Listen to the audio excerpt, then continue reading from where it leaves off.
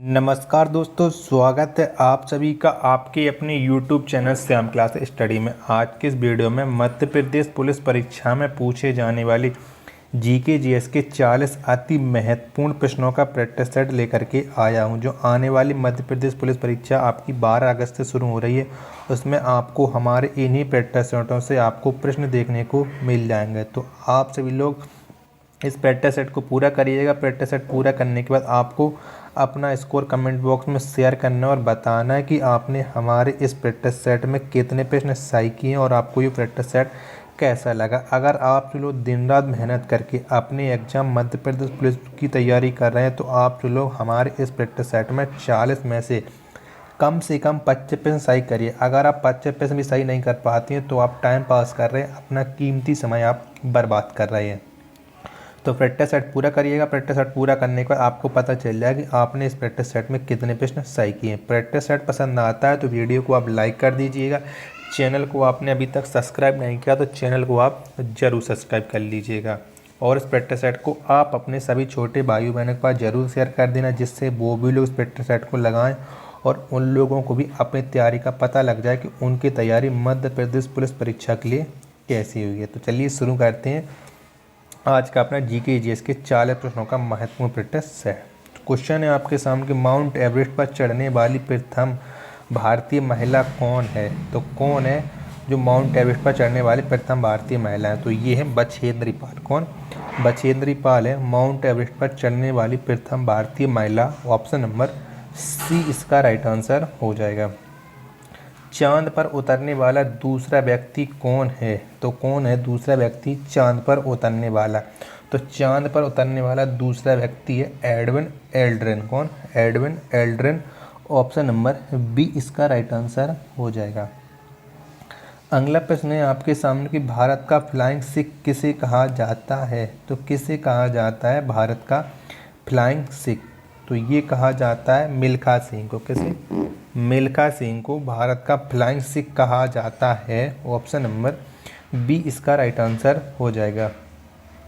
नीति आयोग का पदेन अध्यक्ष कौन होता है? तो कौन होता है नीति आयोग का पदेन अध्यक्ष? ये आपको बताना है। तो इसका पदेन अध्यक्ष होता है प्रधानमंत्री। कौन?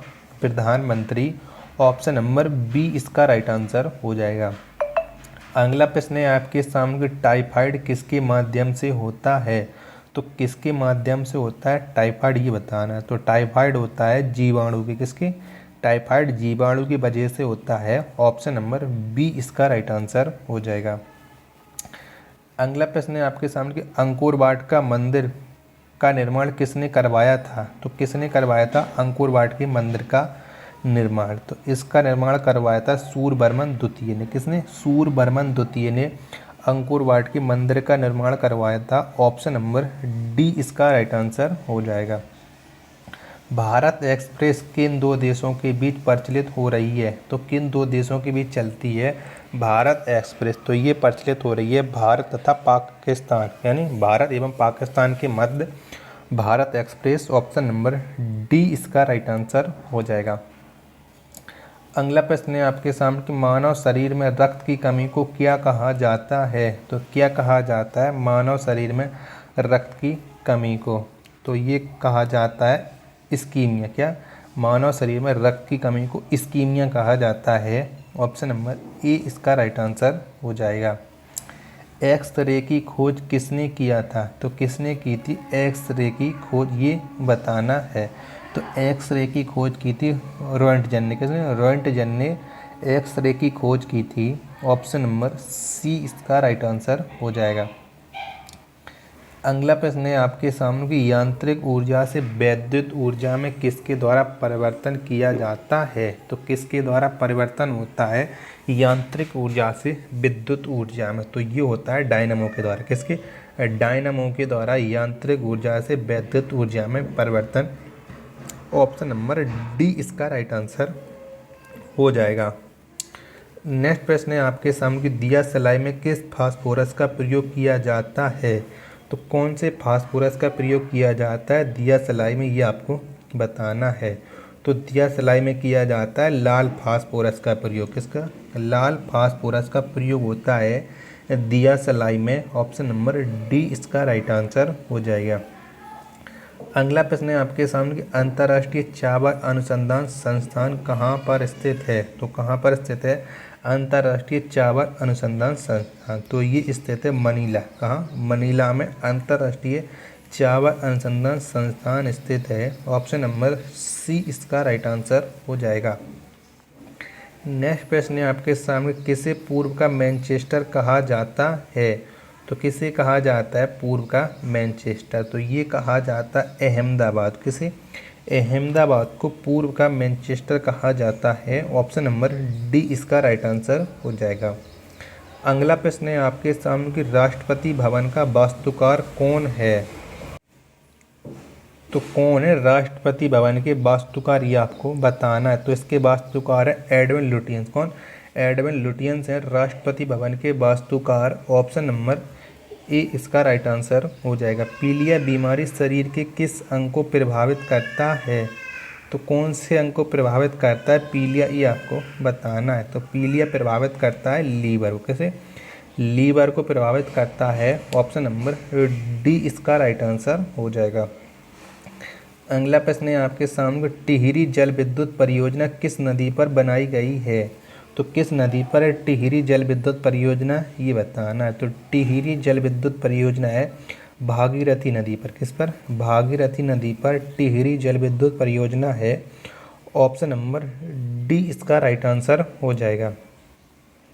नेपानगर अखबारी कागज फैक्ट्री भारत के किस राज्य में स्थित है। तो कौन से राज्य में है नेपानगर अखबारी फैक्ट्री? तो ये है भारत के मध्य प्रदेश में। किस में है? मध्य प्रदेश में है नेपानगर अखबारी कागज फैक्ट्री। ऑप्शन नंबर डी इसका राइट आंसर हो जाएगा। अगला प्रश्न है आपके सामने 3 बीघा कॉरिडोर किन 2 देशों के बीच स्थित है। तो कौन कौन से देश के बीच स्थित है 3 बीघा कॉरिडोर? तो ये है भारत एवं बांग्लादेश के मध्य। किसके? भारत एवं बांग्लादेश के मध्य 3 बीघा कॉरिडोर। ऑप्शन नंबर डी इसका राइट आंसर हो जाएगा।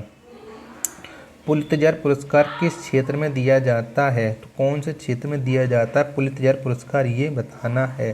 तो पुलित्जर पुरस्कार दिया जाता है पत्रकारिता के क्षेत्र में। किसके? पत्रकारिता के क्षेत्र में। ऑप्शन नंबर डी इसका राइट आंसर हो जाएगा। नामदफा नेशनल पार्क किस राज्य में स्थित है। तो कौन से राज्य में नामदफा नेशनल पार्क? तो ये स्थित है भारत के अरुणाचल प्रदेश में। कहाँ? अरुणाचल प्रदेश में नामदफा नेशनल पार्क स्थित है। ऑप्शन नंबर बी इसका राइट आंसर हो जाएगा। नेक्स्ट प्रश्न है आपके सामने कि शिव समुद्रम द्वीप का निर्माण किस नदी के द्वारा किया गया है। तो किस नदी के द्वारा किया गया शिव समुद्रम द्वीप का निर्माण? तो ये निर्माण किया गया है कावेरी नदी के द्वारा। किसके? कावेरी नदी के द्वारा। ऑप्शन नंबर सी इसका राइट आंसर हो जाएगा। अगला प्रश्न है आपके सामने एंजाइम का निर्माण किस में होता है। तो किस में होता है एंजाइम का निर्माण, ये बताना है। तो एंजाइम का निर्माण होता है कार्बोहाइड्रेट से। किससे? कार्बोहाइड्रेट में। ऑप्शन नंबर बी इसका राइट आंसर हो जाएगा। सौर परिवार का सबसे बड़ा ग्रह कौन है। तो कौन सा है सौर परिवार का सबसे बड़ा ग्रह? तो ये है बृहस्पति ग्रह। कौन सा? बृहस्पति है सौर परिवार का सबसे बड़ा ग्रह। ऑप्शन नंबर बी इसका राइट आंसर हो जाएगा।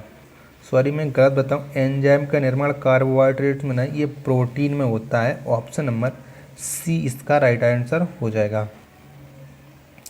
अगला प्रश्न है आपके सामने कि वायुमंडल में ओजोन छिद्र किस स्थान पर हुई है। तो कौन से स्थान पर हुआ है वायुमंडल में ओजोन छिद्र? तो ये हुआ है एंटार्कटिका रेखा पर। कहाँ? एंटार्कटिका रेखा पर वायुमंडल में ओजोन छिद्र हुआ है। ऑप्शन नंबर सी इसका राइट आंसर हो जाएगा। नेक्स्ट प्रश्न है आपके सामने राष्ट्रीय ध्वज में कुल कितनी तीलियां हैं। तो कुल कितनी तीलियां हैं राष्ट्रीय ध्वज में, ये आपको बताना है। तो राष्ट्रीय ध्वज में कुल तीलियां हैं 24। कितनी? 24 तीलियां हैं। ऑप्शन नंबर ए इसका राइट आंसर हो जाएगा।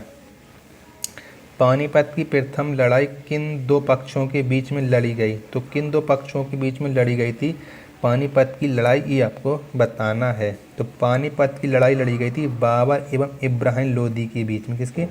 बाबर एवं इब्राहिम लोदी के बीच पानीपत की प्रथम लड़ाई। ऑप्शन नंबर बी इसका राइट आंसर हो जाएगा। नेक्स्ट प्रश्न है आपके सामने, आईने अकबरी के लेखक कौन है? तो कौन है आईने अकबरी के लेखक, ये आपको बताना है।